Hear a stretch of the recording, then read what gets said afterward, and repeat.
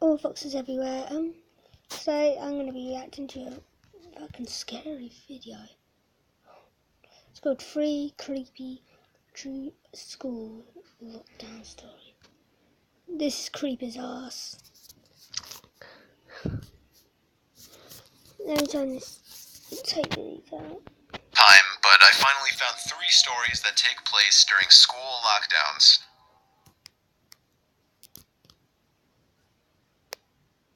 It was a typical boring day in calculus, only it was Friday, 7th period, meaning the week was almost over and spring break would finally be upon us. So everybody was getting antsy in their seats, I could tell. I've watched a bit of We this, didn't have a test that day like a lot of my friends did with their other teachers. So our teacher in the middle of class just decided to start playing games with us on Sporkle.com. He was a very laid-back teacher like that. As we were doing some brand logo quiz on Sporkle, I remember... Before this continues, I won't be in school tomorrow or Tuesday because I was suspended for calling Miss Singlehurst a cunt. I had a meltdown. Don't know what happened. For the exact moment it happened. Right after my friend answered a question, I remember the exact answer too, Adidas. The dean's voice came through the loudspeaker. He sounded panicked and frantic as he told all the teachers this was not a drill and to go into lockdown. I actually got the chills and I got goosebumps on my arms as our usually laid-back teacher too seemed panicked as he ran to turn off the lights and ushered us to the back corner of the room. We all sat in silence for about 2 minutes. And then the usual buzzing that came from a panel in the back of the room ceased, indicating that the school must have cut all the power. We all looked at each other, realizing this must be serious. This is fucking creepy. A few more minutes of waiting later, we heard a man screaming at the top of his lungs coming down the hallway. Holy shit, I'll be 2 girls in the class actually started crying, which made all of us even more scared. As the screaming got closer to the classroom, the lunatic-sounding man started banging on the lockers while screaming, "I'll kill all of you." Holy fuck. It was at that moment that I started to fear for my life. I would do that My teacher again. shushed us as we all looked at each other to see our peers' reactions. The banging then moved from the lockers to our classroom door. Oh shit. And that's when one of the crying girls screamed no. Really, you The banging on the door only grew worse. motherfucker? I'll be like, shut the fuck up! Boom! As the man started screaming, "Open up." 2 of the girls in the class were crying out loud now. It felt like an eternity that man was pounding at the door. But eventually, he finally continued down the hallway, screaming like a mentally insane person, until we could not hear him anymore.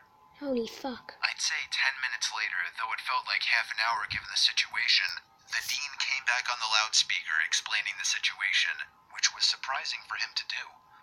He explained that some apparently mentally unstable person entered the building and assaulted the woman sitting at the front desk, causing her to flee the building screaming, and staff wasn't sure if the man was armed or not. That's Now this was fucking before loony, the school had man. cameras or could afford proper security, so the school was wide open to something like this happening. The staff had done a sweep of all the hallways and classrooms and couldn't find him, so the dean instructed the teachers to resume teaching but to keep all the doors locked and to not let any students leave for any reasons. The most disturbing part, however, is that one of the janitors working the night shift found the man sleeping in one of the storage closets near the back end of the school, and according to rumors that were spread by my peers, sticking out of his pocket was a .44 Magnum. That's a The gun. janitor must have done something stupid to wake him up, for example, leaving the closet door open, because by the time a police officer could arrive on the scene, the man was gone. Holy shit. My entire class, as far as I know, to this day, has no idea if this man was ever found, but I like to think that right now, he's being given the proper help that he needs.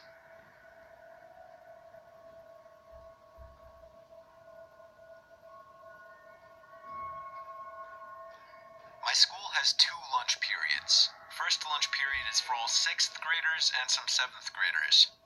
The second lunch period is for the other half of the 7th graders and all 8th graders. The lockdown happened in the beginning of October.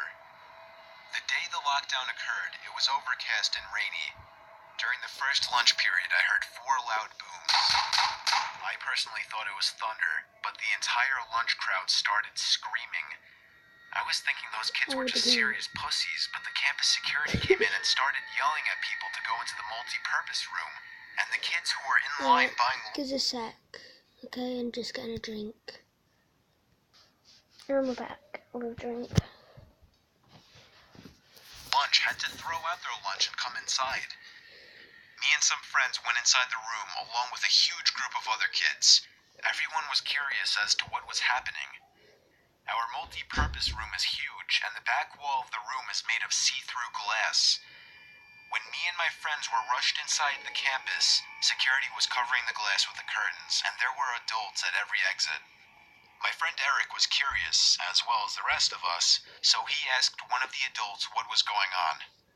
When he came back, he said, "You know how right in front of TMS there's those houses?" I replied, "Yeah." "There's this mentally disabled, crazy man that barricaded himself in front of his house, and he's threatening to commit suicide and kill the cops if he's evicted. He was walking around outside of school watching kids in a weird way," Eric told us. It turned out the man was also a registered sex offender, making matters worse. Oh shit. We were stuck in the multi-purpose room for a whole hour, taking up 2 periods. After the whole thing was settled, She's not we learning. were escorted to our classrooms one by one. I later found out that the man lives next to my friend Brandy, who told me about the previous Halloween when she saw the same man at his window cutting his arm and writing in his own blood, "Don't come here or I'll kill you," on his window. Of course, being Halloween, people, including Brandy, assumed it was just for the holiday. But after this horrific incident, we knew this man was mental, and we're glad he never got near us. Holy shit, that's mad. I'm 22 years old, fresh out of college, and I recently got a job at my old high school as a sort of computer intern in the school basement. The basement of the school is very messy and disorganized, but there is a small 3-person office that's actually very nice down there. It has 3 nice big desks, 2 mini fridges, a flat-screen TV mounted on the wall, and oh so satisfying air conditioning, a luxury the students and teachers cannot enjoy in the school. And of course all the school servers and other computery stuff. I got the job because 3 of my old computer teachers flat out adored me. I could actually consider them as real friends, not just teacher figures, so they all helped tremendously in landing me this job. It's been great, until something that happened a few weeks ago. My 2 co-workers that shared the office with me, Dave and Gary, weren't in the office at the time. They were upstairs working on papers or whatever. I was eating my sandwich during my lunch break when I got a phone call from one of the women in the front office telling me the school was on lockdown and that somebody, possibly armed, had entered the school. There wasn't much that I could do other than turn off the lights because, surprisingly, as nice as this little office was, it didn't have an actual door to it, just a big opening, and the door to the whole basement didn't even have a working lock. For my own safety, I did turn off all the lights in the office and my computer screen. I kept my phone on the desk, texting both Gary and Dave, but they wouldn't respond. I sat down there in the dark, playing games on my phone for like 20 minutes, waiting for the call from up front to tell me to resume working. I had no idea what was happening. I couldn't hear what was going on upstairs from down here, but I was not allowed to make any calls until I was informed that the lockdown was over. Then the noisy basement door opened. As the creaking echoed across the basement and into my office, I sat up from my seat, wondering if I should call out Gary or Dave. I was eager to get some info from them. Someone then came running down the stairs, and their footsteps were approaching my office. I pushed away my chair and crawled under my desk. Somebody entered the office, but did not turn on the lights. Who's that guy? There was just silence. I can't even describe the fear I was experiencing. I felt like if I made one sudden noise, I'd be a dead man. Suddenly, my phone dinged as I got a text message. I felt my entire world shrivel up and die at that one moment as I clenched my teeth in fear. Footsteps suddenly moved closer to me until I finally dove out from under the desk in capitulation, begging whoever it was not to kill me. And just then, someone grabbed my arm and pulled me up. It was some guy in a red plaid button-up, jeans, and a reddish-black cap. He told me, "It's okay, I'm just down here hiding with you." "What's going on up there?" I whispered to him. He kind of ignored my question and asked me if there's an exit down here. I told him, "Yeah, around that way."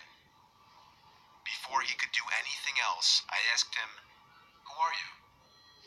There was a brief moment of silence before he started to pick up his son when a teacher told him to hide. After his explanation, I checked my phone. One sec, guys. Sorry. It was from Dave. It said, "Dude, this is fucking crazy. Some guy with a gun shot Mr. Buckley. He's wearing a red shirt and hat. Whatever you do, don't come upstairs." I was about to reread that text out loud to the man until I realized. I looked up and felt my stomach sink. The man seemed to catch on to my suspicious stare. Panicking, all I could think to do was to run for the upstairs. A gunshot echoed through the basement, and I could hear the bullet ricochet off something metal in the darkness. But thank God the bullet missed me, and I made it upstairs. Fortunately, police were waiting at all exits, including the basement exit, and caught the man the second he opened the door. More good news, our teacher, Mr. Buckley, survived the gunshot. It was later determined that the man and Mr. Buckley had some beef for whatever reason, but that was never revealed. All we know is that Mr. Buckley couldn't have done anything that would have warranted this kind of reaction. And I know that the sound of that gunshot will forever echo in my mind. Holy shit, that was scary, guys.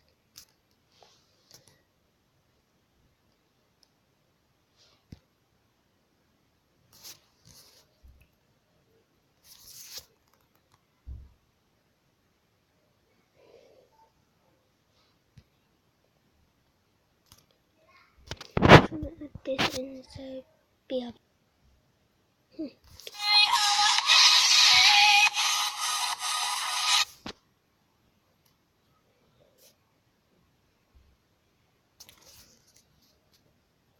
I hope you like this video. If you do, please leave a like. Put your cute paws on that big fat like button. And if you're new to the channel, please subscribe and leave a comment. Love to hear your suggestions. Bye guys!